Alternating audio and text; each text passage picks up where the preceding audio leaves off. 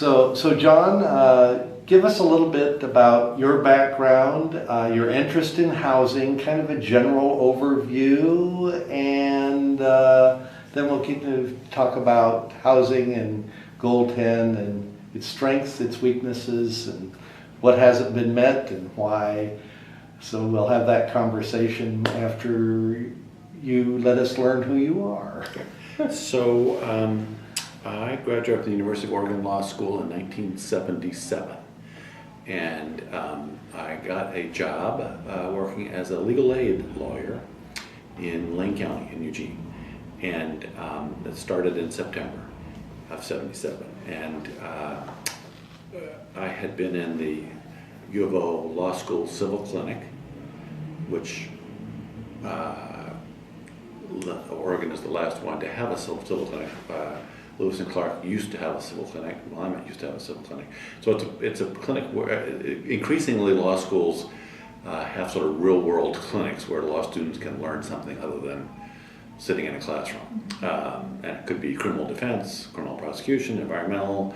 Civil typically meant legal aid. And so during my second year of law school, I did a clinic program and got to know the people at the legal aid office, and I got a job as a VISTA lawyer, which meant that I got paid $350 a month plus food stamps for the first 18 months that I worked there. And my interest was in landlord-tenant law.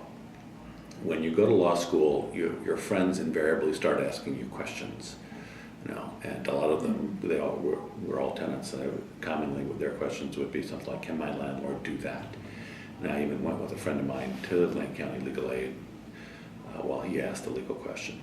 And in my first year of law school, I took a class from Dave Frohnmeyer, who was at the time a state representative and a law professor, and we had to write a paper about a recently adopted statute, and I chose this would have been in 1974. I chose the 1973 adoption of the Oregon Residential Landlord-Tenant Act, which is a uniform act adopted by the Uniform Law Commission in 1971. And it took 2 sessions for that law to pass, that bill to pass. Realtors and landlords opposed. And home builders too. Yeah. And, but it passed, and I wrote a paper on it in '74 for Frohnmeyer, and then I expanded that to make that into a law review paper. And when I got out of law school and went to work at Legal Aid, that's what I wanted to do, was landlord-tenant law. And I'm still in that same job, so almost 40 years later, 40 years in September. And if you do landlord-tenant law, from the tenant side, after a while you learn that for most people the real problem, for a lot of, not all people, but a lot of people, the real problem is a lack of affordable housing. And they don't have the income to pay. So, I can stall for a while, I can force bad landlords to make repairs as a lawyer, I can keep people from unfairly losing subsidized housing rights, things like that. But their real problem is they don't have enough money and there's not enough decent affordable housing. Safe, sanitary. Yeah, so you know the routine. And early in my career, maybe in 1979, a U of O professor came to my boss and said, kind of Dan Goldrich, I still know him, still see him, came to my boss and said, we need a lawyer. We need you to assign us a lawyer. I'm working with this neighborhood group called the Whitaker Community Council. Whitaker is one of the lowest income neighborhoods in Eugene. It's kind of hip now because there's a bunch of microbreweries there. But we need a lawyer, and we want that lawyer to work with the Whitaker Community Council on affordable housing and economic development. And so that was me. And the irony was that I had flunked tax law, the class on tax law. I didn't need the credits. I had more credits than I needed, and it was at 8 in the morning. It was boring. And I thought, well, I'm not going to be a tax lawyer. Those guys are jerks. I'm going to fight for the people. So there I am doing tax law for the Whitaker Community Council and corporate law. And they formed the first housing cooperative in Oregon, East Blair Housing Co-op, in the Whitaker neighborhood. And they formed a sort of a business incubator market, which was called the Red Barn. And Red Barn is still there and operating. The East Blair Housing Co-op is still there and operating. And one of the young people who had a business in the Red Barn eventually found his way through a number of stops here to create, what's the big market here? Not Whole Foods, but the good one. Natural Grocers? No. No, New Seasons. Yeah. Yeah. So, you know, there were a lot of in those days in Eugene. There were a lot of overeducated, underemployed. Incubation for good minds. And went on to do amazing things. And in fact, the people that I worked with at Whitaker Community Council and NEDCO, the nonprofit, three of them, when Reagan got elected in 1980, took in over in 81, the money went away. But one of them went to law school and now represents, you know, humongous hospitals in fighting over Medicaid funding. The other one became the housing developer for the Housing Authority of Lane County, HEXA. Jim McCoy, one of the best affordable housing developers in the state ever. And the third, Carol Glazer, went to the Kennedy School at Harvard and then became one of the senior people at LISC. You know LISC. So there was quite a bit of talent there. And I learned a lot doing that with them. Got involved in issues like property tax exemptions for affordable housing, road easements, sometimes wrong, you learn through mistakes. And that got me interested in affordable housing. And at some point in there, well, the Whitaker neighborhood had a refinement plan. And questions arose about, well, does that trump the city's zoning code? And it should, frankly, as we learned. But that was sort of my first introduction to land use planning. And then we got approached by Their refinement plan, I'm just not trying to interrupt you, but their refinement plan had it been adopted into the comp plan? Yeah, well, this was like 1980, 81, 82, and so comp plans were new to most cities. Although, if we get to this, Eugene had been doing land use planning for much before the Senate Bill 100, thanks to Betty Niven. And Cy has Betty Niven's papers that he got from me. And I can talk a lot about Betty Niven. She's astounding. Yeah. But sainthood. But so then in the early 80s, an outside developer, that's the best kind if you're trying to stop them. An out-of-town developer, and this one was out of the country, he was from Australia, had bought 2 of the only 4 high-rise apartment buildings in Eugene. There were only 4. And he bought 2 of them, and he proposed to convert them to condos. And the residents were freaked out. They didn't feel he was going to sell them for $40,000, which seemed like a lot in 1980, 82. And they were all freaked out, and they came to us, and we asked the planning. We organized them and presented arguments and did all this research and made a pitch to the Planning Commission in a hearing. And the Planning Commission voted 7-0 against us. And we appealed that to the City Council. I can't remember how. Learning along the way is that packing a room with white-haired older people was a great lobbying tool. And we had a hearing, and the developer had hired a lawyer. It was Steve Pfeiffer? No, not Pfeiffer. He's the lead lawyer in one of the biggest law firms here now. Starts with a J. Janik. Janik. So Janik comes down and threatens to stew the pants off the city council in his typical Janik way, which probably wasn't the right strategy, but he did it anyway. And in those days, the city council had a process that was proponents and opponents, and then lastly, those who were neither for nor against. And out of the audience, out of the neutral, comes this little white-haired woman who demolished Janik's arguments, and it was Betty Niven. It was my first experience with Betty Niven. She was trained as an economist at the University of Chicago. One of the amazing things, I think, in the history of land use planning in Oregon is the role that the faculty wives, they were all wives, played in the development of land use planning in Oregon. Because it wasn't just Betty Niven, it was also Dorothy Anderson and other people, and they all ended up in the League of Women Voters, which I think was one of the huge factors in the adoption of Senate Bill 100. And Dorothy was one of the first members of LCDC. So, and she had a lot to do with me getting on LCDC. So Betty shows up and says this, testifies and explains that no, the city can do this. Here's the law on it. She just had talked that afternoon to some expert whose name escapes me, somebody other from Chicago, who had done this and who recommended it and blah blah blah. And so you can do it, and the city council ends up voting 5-2 to do it, to adopt a moratorium and to create a subcommittee, a committee to work on an ordinance regulating condo conversions. Not to prevent them, but to require some assistance to the tenants who are going to be displaced. A housing counselor was the concept we came up with. The first housing counselor was Robin Johnson. I don't know if you know Robin. Her husband is Jim Johnson. Oh. He's the city manager extraordinaire that you bring in when your city is failing. He was the director of the Housing Authority in Lane County, then the county administrator, then the city manager in Eugene, and now he just is, and he's on the PSU program here. And Robin did housing stuff and was Betty's right-hand woman forever. By the way, for your knowledge, Betty was also chairman of the State Housing Council for I don't know how long. Yeah, so she actually, I think, created the State Housing Department, or talked the legislature into doing it.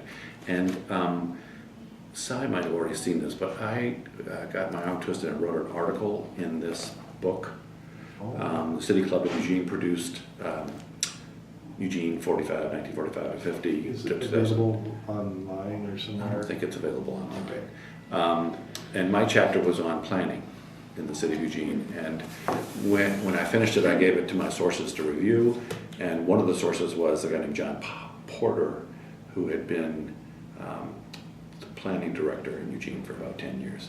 And he came back very unhappy and said, "This is not a history of land use planning in Eugene, this is a history of Betty Niven." To which I said, "I don't see any difference." So it's mostly Betty Niven stories. Is there a way you could send me electronically that? I think I can, or I can lend it you the book and you can get it back to me. And actually there are a number of, Bob Clay was another protege of Betty's, and when she died, we had a memorial service in Eugene, and Bob came down and he did this remarkable thing of Betty's 10 rules of lobbying the legislature. So if you don't have that, you should get it from Bob Clay. I don't know if I have it anymore. No, but I've seen that. Yeah. Anyway, we've interviewed Bob already. Okay, good. I looked at some of the interviews you did. You've got a lot of good people. In working with this work group, the city council work group to draft an ordinance on condo conversions, I got to know some of the planning staff, and when a vacancy appeared, they asked me to apply to be on the planning commission. And my first reaction was, what do I care about planning? And their answer was housing. That's why you should care about planning. So I did apply. I didn't get on. They had there's a rule that said you could have no more than 2 people from any profession. They already had 2 lawyers,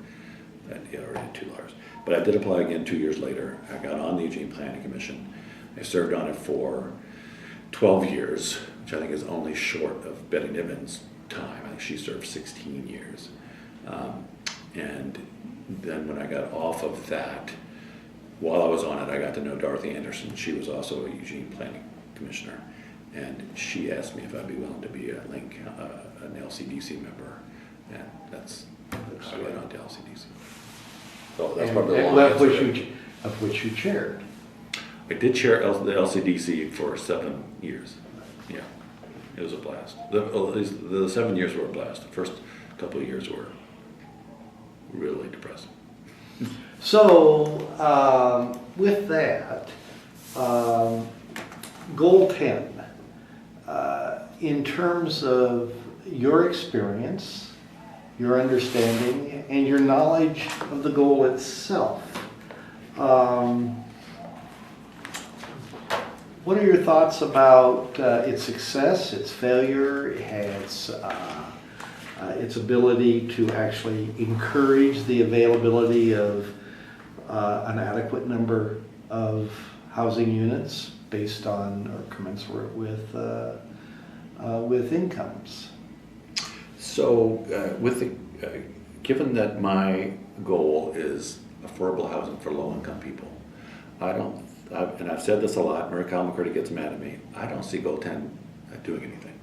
And I'm not sure that what Goal 10 means in terms of housing provision, frankly. I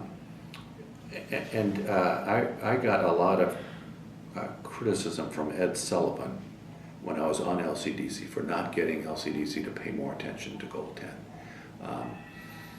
And enough criticism from him that I felt was unfair that I ended up quitting a board he created, Housing Land Advocates, that I was an early member on. Some of that, I think, most of that is not the department's or the commission's fault. One, I don't know that land use planning can address the cost issue.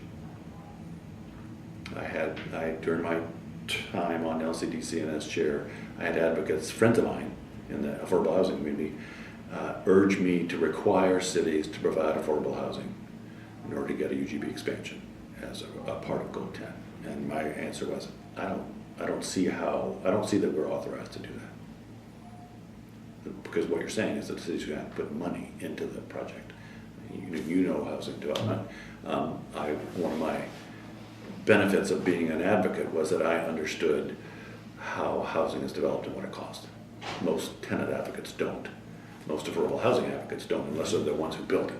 The Martha McLennans are great, but the other people are more heart than head. Right. They don't understand that there's a cost here, and it's not cheaper because it's affordable housing. In fact, it's probably more expensive because we're not going to flip it in 3 years, and we have to make it look nice so that the neighbors don't freak out, and we don't want to have big maintenance costs 5 years down the road because we won't have the money. So our project, and plus we're dealing with a goddamn federal low-income housing tax credit, which imposes incredible costs, or we're paying Davis-Bacon wage rates, so our units cost more.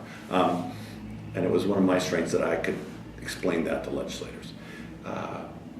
So where was I going with that? You would ask me a Goal 10. So my response would be, I don't see the Goal 10 addresses the cost issue. And there are things cities can do, and I would like to encourage them to do that, but I don't see the Goal 10 allows us to require that, and I certainly don't think it allows us to require that a city subsidize a project. So, and I don't want to ever stop you, so if I interject something. So the Cortez rule, which actually does deal with Goal 10 and the cost of housing, the cost of producing. I don't know the Cortez rule. It is an actual rule at DLCD. Okay.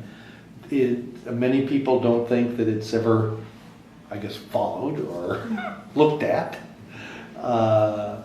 but it was put back in place back in the 70s when Goal 10 was originally adopted, and it was to balance the goal itself as related to how do you address the issue of adequate numbers of housing for particular income types. Well, all income types.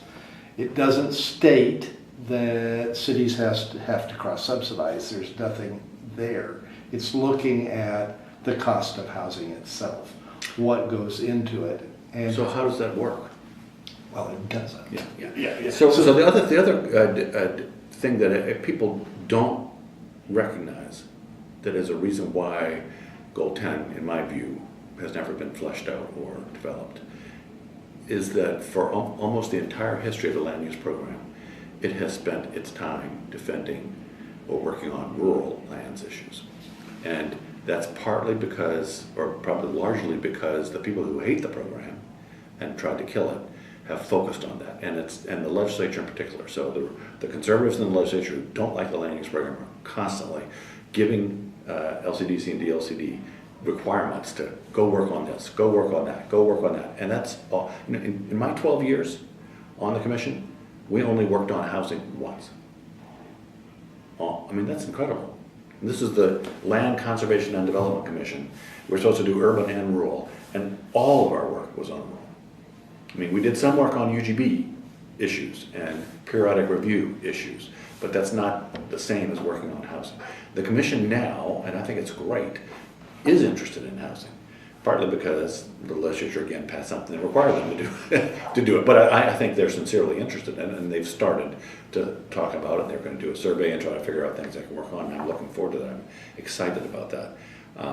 Let me give you another example, though. And to me, I don't just blame the conservatives. 1,000 Friends was a big part of that too. 1,000 Friends, in my view, didn't care about urban issues. They cared about the UGB. They cared about developing farmland, but they weren't focused on what happened inside the UGB. And you know, there's that famous saying that there are two things that Oregonians hate in terms of land use planning: sprawl and density. So, you know, and the other thing, not that I knew this from firsthand knowledge, but I was always told by people like Al Johnson that the early UGBs were way, way, way big. And so there was no rub for a long time, and who cared about density or infill? It was fine. They could just keep expanding out to their UGBs. And we had a huge recession during part of that too, which allowed some capacity. Yeah, I was around in 79 and 80 and 81. I had friends that lost their house, just gave their houses back to the bank. So here's the example I was going to give. The one issue that we did work on during my time was actually encouraged by a guy named Larry Mettinger. Oh, okay. Home builder from Ashland, died of cancer. But he had a mission towards the end of his life. He was the chair of the State Housing Council at the time, and he wanted to do something about trying to do voluntary inclusionary zoning. So this was in 2007, I think. And as you know, there's a preemption. There was a preemption on cities doing inclusionary zoning. I've never been a big believer that it was going to solve the problem. In my view, yeah, maybe you could make a developer reduce the price on some of the units, but then he or she's going to have to raise the price on the other units. So I mean, it only works in a red hot market. Blah blah blah, and it didn't get to the very poor people that I am most concerned about. So Mettinger had this idea: well, what if we allowed an easy expansion of the UGB as an incentive to a developer in exchange for some affordable housing units or some free land that the housing authority could develop in on, something like that. I thought it was a great idea, and we created a task force. Mettinger and I took turns co-chairing it. We developed a legislative proposal. Rindy did the staff work. We had a hearing. 1,000 Friends blocked. And they were on the work group to develop it, and that was one of that was the biggest disappointment of my 24 years of land use planning, 12 on Eugene Planning Commission, 12 on LCDC, that I couldn't get 1,000 Friends to not block. And then even with the committee, I was thinking, well, I should be able to get enough votes to get out of committee from moderate Democrats and Republicans. And even the Republicans said, no, we're not going to cross 1,000 Friends. So never got out of committee. Never even came to a committee vote. The chair was Tobias Reed. He wouldn't bring it to a vote. Thankfully, that idea came back in 2016 with the realtors and Tina Kotek, who is very much pro-development. In fact, she has a bill in this session, 2007, which is intended to limit a city's ability to use things like design review to limit development. And we just met with her housing policy advisor before coming down up here, and they're all getting the hell beaten up out of them by historic preservation advocates and the cities who hate whenever the state limits their rights. But so that idea came back in 2016, and it passed in 2016, and LCDC just finished doing the rulemaking in January. It's a pilot project.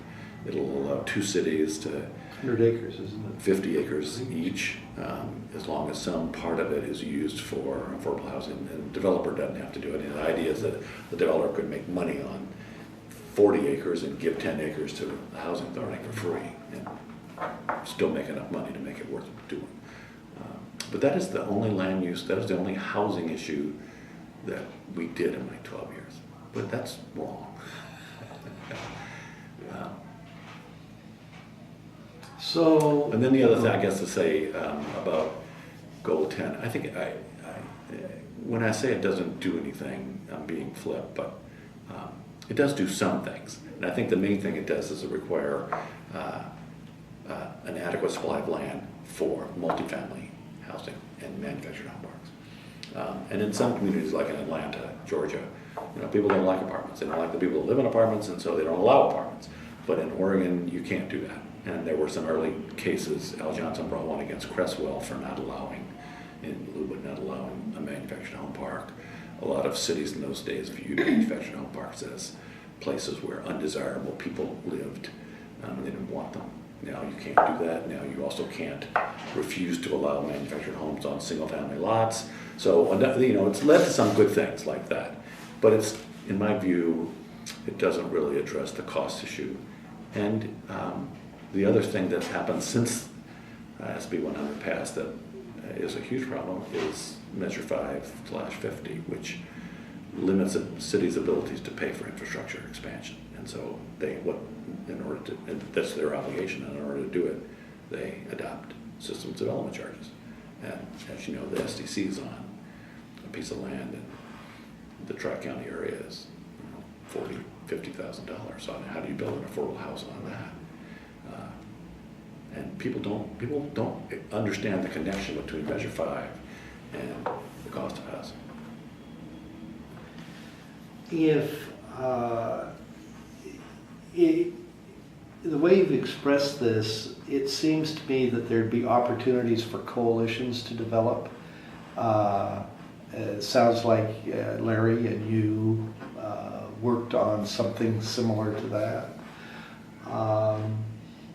Have you seen, as it relates to housing at all, any interest? I know Betty's gone now, who was a real catalyst for doing these kinds of things, but more contemporaneously, a coalition for housing and housing affordability that is beyond just what you would call the traditional advocates, but truly coalescing around both private sector, not-for-profit sector, planners. Not a lot, Jim. I had a fascinating experience in 2007 with Fred VanLandingham. So I know you've interviewed Fred. Mr. Home Builder, he was there and signed off on Senate Bill 100 for home builders. He thought he was trading managed growth for certainty. Didn't get certainty. Got appeals. And he's kind of a quiet, very conservative guy. But we were talking maybe after the 2005 legislative session, after we were trying to get money for affordable housing development. We'd gotten money in a couple of earlier sessions, but we're not getting anywhere about that. And he was worried about paying for infrastructure, the effects of Measure 5 and 50. And so we came up with, I think it was his idea, let's do a statewide real estate transfer tax at 1%. And we'll give local governments for SDCs, for infrastructure, 75% of it we'll give affordable housing, 20% of it we'll use 5% for technical assistance, because one of the things I had learned in my years on the Eugene Planning Commission was that a lot of cities want to help with affordable housing, but they just don't have the staff capacity. I mean, one of the things I had developed all my years. I mentioned Robin Johnson. She staffed the Eugene Planning Commission at some point, and we came up. We spent about a year on the Eugene Planning Commission looking at things we could do to promote housing, from allowing duplexes as a matter of right on corner lots to property tax exemptions to God knows what. And I actually have a 4-page memo on that I wrote a long time ago. We would like a copy of that. And I would go to the League of Oregon Cities annual meeting, and that would be my job. We would talk about that, and cities would come up to me afterwards and say, God, I'd love to do that, but we don't have any staff.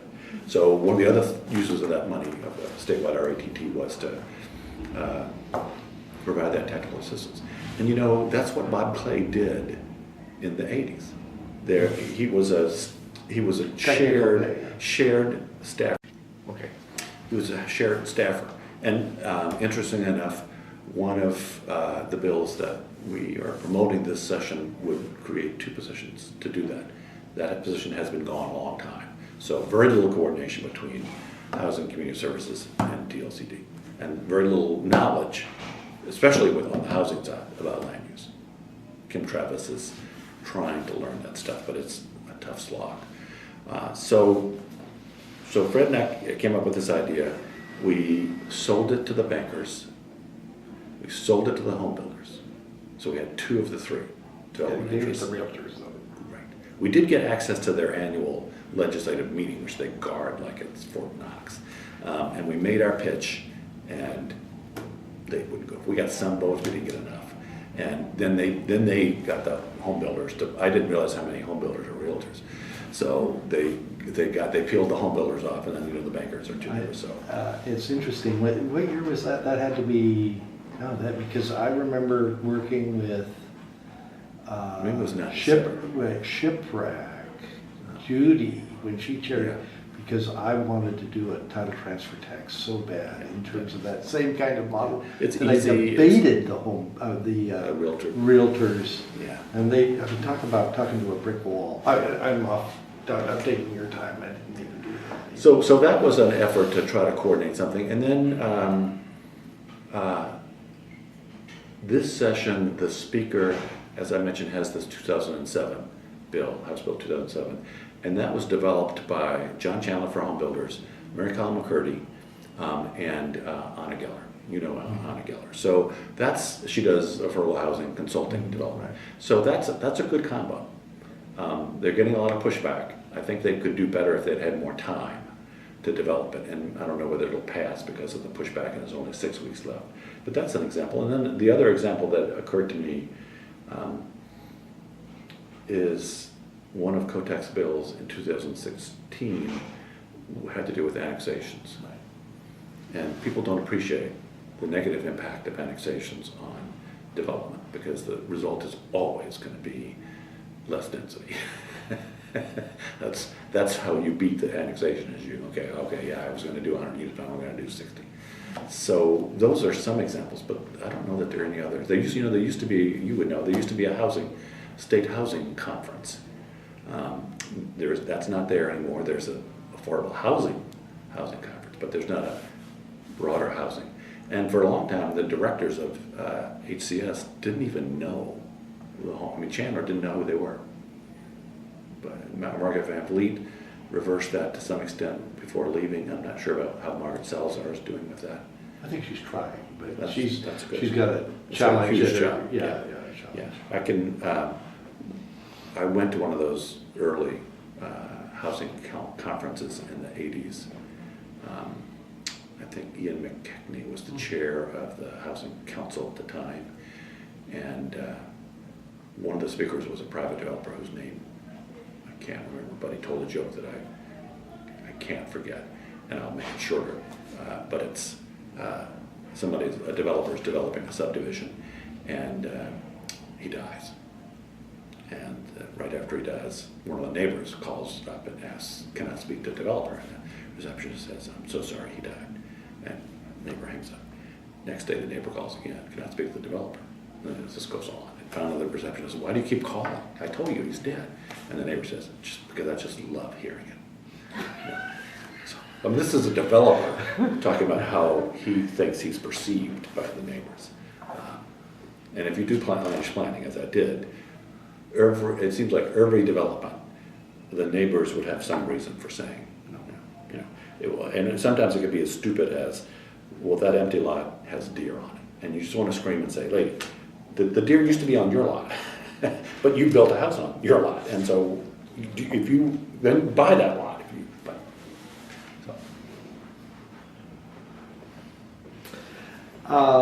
So now we have a housing crisis. Some people think that it's probably been around for 30 years, but just is getting enough media attention that people really perceive we have one. So do you feel there's any relationship to Goal 10 and that crisis, or lack thereof? I do think that there's a relationship between the land use program and housing costs. I don't think you've interviewed Terry Moore. No. You should. He's semi-retired, but he comes out of retirement, and he was with what is that? Ed Whitelaw group. Yeah. And he lives just up the gorge a little bit. And he's been around a long time, done a lot of land use planning. He's an economist. And his answer is, well, of course, if you restrict the supply of land, there's going to be an impact on the cost. Is it the primary driver? Probably not. We don't know. But we should accept the fact that there is a cost and recognize that we need to address it and compensate for it. So I've always felt like it was a stupid argument where 1,000 Friends is saying, no, it doesn't have any impact. Well, it's got to have an impact. Plus, there's an indirect, significant impact in my mind, which is that our goal is to make places more livable. And we attract people because we're livable. And so the more people that come here, the more demand there is for the housing that's here. And that's going to drive up prices as well. Somewhere in the mid-90s, I think, a bunch of groups got together, 1,000 Friends, home builders, League of Oregon Cities, DLCD, and decided, okay, we're going to hire an outside expert to tell us why our housing costs so much. And that meant, so we hired some consultant from San Francisco. I was part of that group, and we met 10, 15 times, and we ended up with a report that said, probably there's an impact, but we don't know exactly what it is. And it's really hard. I mean, how do you evaluate that without doing some sort of immense study? And so we spent probably $50,000, and I don't think we came away with it. I probably have that report somewhere. So yeah, I think there's an impact of the program. I don't think Goal 10 has done anything more than address the land supply issue. It hasn't addressed the cost of land issue, which is what I think is part of the problem. Not all of the problem, but it's part of the problem. And then, with cities like Portland, there's no extra land. You're landlocked by other cities in the river. So you're going to have to find some other way to produce more units. And we hate density, we hate sprawl. So, then you get into the issues like off-street parking, and do you require parking? Do you require design review? Because if you do, you're probably going to add costs. I was looking up some information on Rob Justice yesterday, since he's famous for not taking any public money to avoid the costs that come with that. And the article had a comment from Kirk Krieger saying, well, Rob's got a point here. One of the projects that we've supported had some sort of X kind of siding, and we thought it was fine, and it went forward, and Portland Design Review Committee said, no, that siding's not good enough, you've got to upgrade it, and that added some significant cost to it. So even Kirk Krieger is saying, on one hand, we're trying to do affordable housing, on the other hand, the city is saying, no, we want to do these other things. Another example is there's a state statute that requires that affordable housing units be, quote, visitable. I don't know what visitable is. Mm-hmm. So it was Vicki Walker, and you don't stop Vicki Walker. She was a state senator at the time, and opposing it was kind of like saying, no, I'm for racism, or I'm opposed to disabled people. And even though you were saying, well, we're only talking about people with disabilities who are visiting, not living in units. The federal fair housing law already requires new construction to have a certain number of units that are accessible to the occupants. So now we're talking about a guest in a wheelchair. So it's only a portion of the people with disabilities, and it's only if they're a guest. And some of the costs aren't significant, such as a wider door. As long as you know about it, when you're designing the unit, a wider door is not a big deal. But it also requires that you have an accessible bathroom on the first floor of duplexes. And an accessible bathroom is bigger than a normal half bath on the first floor. And it pretty much means that nobody's building duplexes. We used to build duplexes, townhouses, as one of our affordable housing styles in Eugene to fit in with the neighborhood, to make the neighbors not get so freaked out. Well, it's pretty hard to do those. Plus, they have to be flat to the ground or a ramp. And I mean, frankly, it's a bad deal, but it's there. It's one of the things the state requires. So you mentioned buildable lands. What are your thoughts about the buildable lands inventory? How is it achieved? How is it used? Is there any real benefit to it? I think there's a benefit to it, but one of the benefits is it forces the local planners and volunteer planning commissioners. I always wanted to make sure that people understood that as a planning commissioner, I'm a policymaker. I'm not a land use planner. I'm not a land use lawyer. I'm a policymaker. And one of my gripes with the program is that it's got way, way, way too technical, and it's focused on legal arguments and not policy anymore. And I think it's a huge failure, and it discourages participation, and it makes it harder to get to yes. But I think that buildable lands analysis requires the cities to think about, so what kind of housing do we want? And what kind of density are we going to have? You know, are we going to have the same amount of single-family land that we've been doing forever, and our family's going to be big, or are they going to start seeing more one-person households? And might they want to live in a condo? And what about manufactured home parks? So I think there's a real benefit to doing the buildable lands analysis. It's frustrating because some people expect it to be an exact science, and it's not. There's a bunch of guesswork there, and a bunch of factors that you can't control that are national or international factors, and you could be all wrong. But so what? From my point of view, you're at least trying to think this through and do something in a deliberate way. Another thought there that was, we would use that for determining whether to do a UGB expansion. And one of the goals while I was on the commission was to try to make the UGB expansions easier to do. There was a huge process that started just as I was leaving, and I didn't see it through. Marilyn Oryx, who replaced me as chair, did. I'm not sure if it's made things simpler, but Chandler was involved, Mary Kyle was involved, all the usual suspects were involved. But one of the things we tried to do when I was chair was to say, look, we really don't need to be exact on the number of units and the number of acres, do we?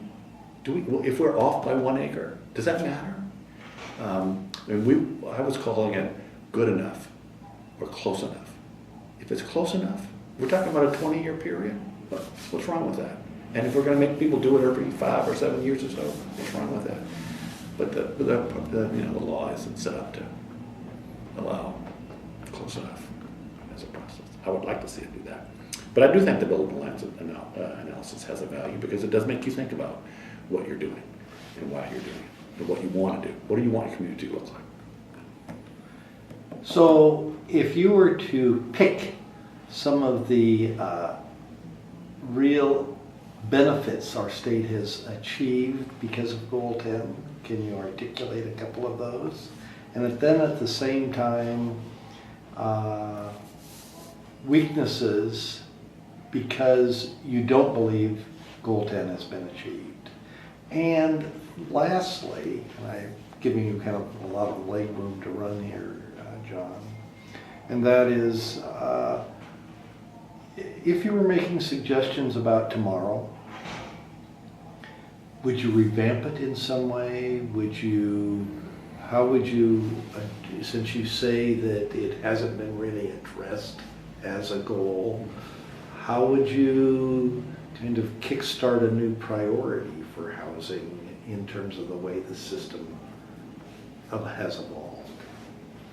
I think I've already said most everything that I would say about that. I think that what Goal 10 has, and the whole land use program has done of benefit is to require that a city provide an adequate supply of developable land for all kinds of housing, not just for single-family homes on big lots.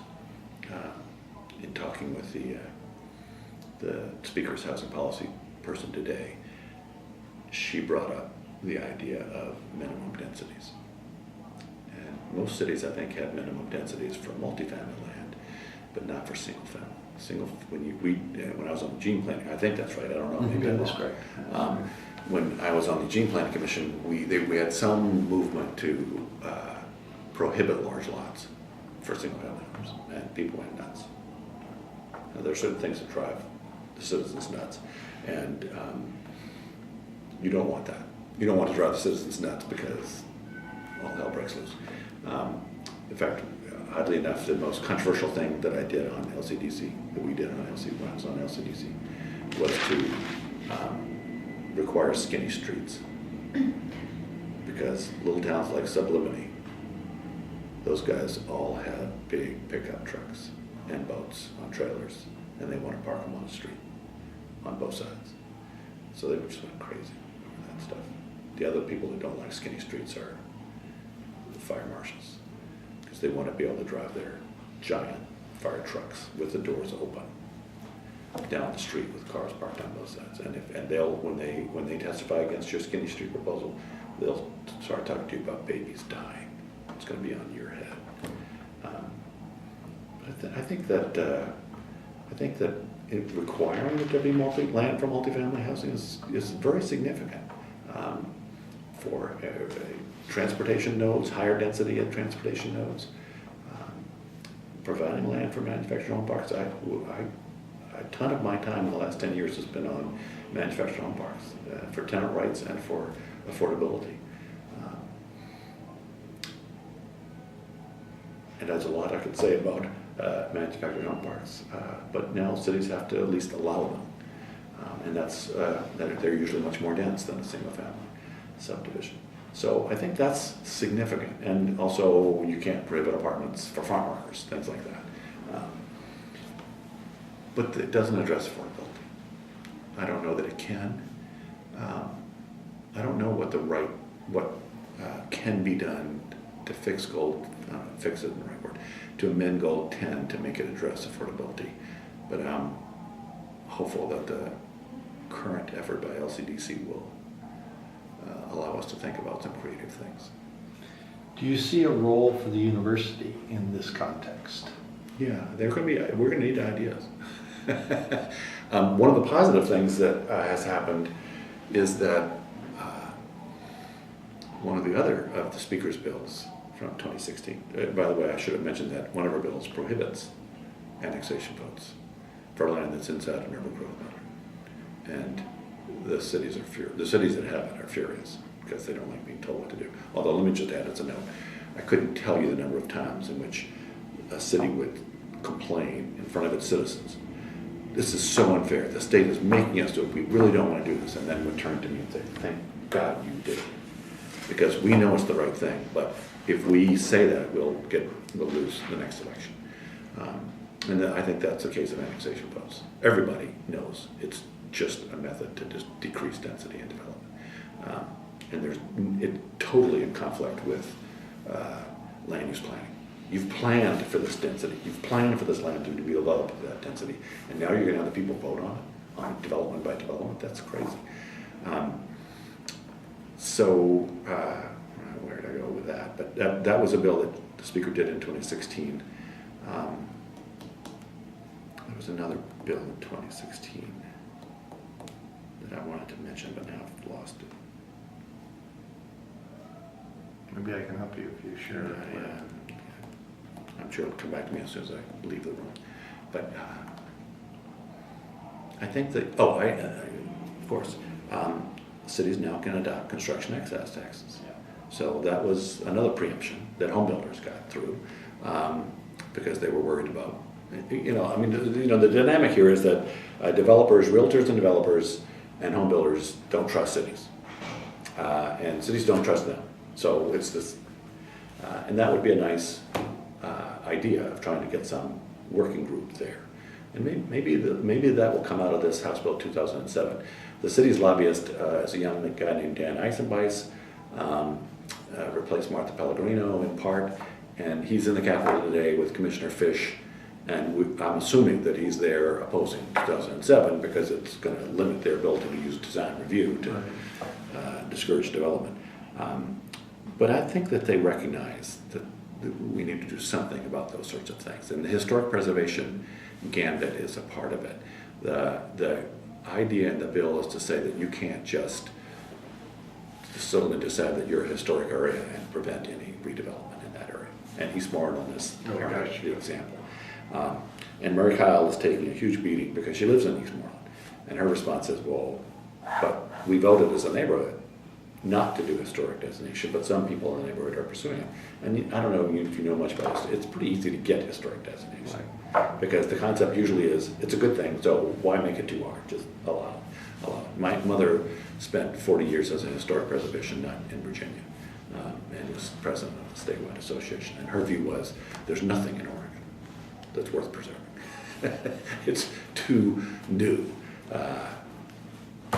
But with a CET, cities could adopt a CET, and they could use it to help with affordable housing. So my criticism of Goal 10 is that it doesn't pay for it. And you're going to have to find some way to subsidize it, I think, to make it really affordable, and you need a money source. So we've been using things like home funds. We do a bunch of stuff in the legislature to create additional funds, but now cities, if they choose, could do a construction excise tax and help with that. And I'd like to see them do it. But I think we're going to need. There's just a lot of ideas that we're going to need, and there are a lot of ideas having to do with how can you do design review in a way that doesn't add to the cost. We all want good design.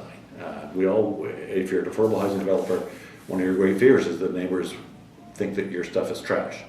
And the constant refrain is, if you build this next to my house, it's going to devalue my property. All the data says no, but that doesn't stop the fear. We used to do a thing in Eugene where Richie Wyman, who was the housing staffer, would do tours of affordable housing projects in Eugene and dare you to pick the project from the other market rate units around. And the only way you could tell was ours were nicer. So I think the university could help a lot with that.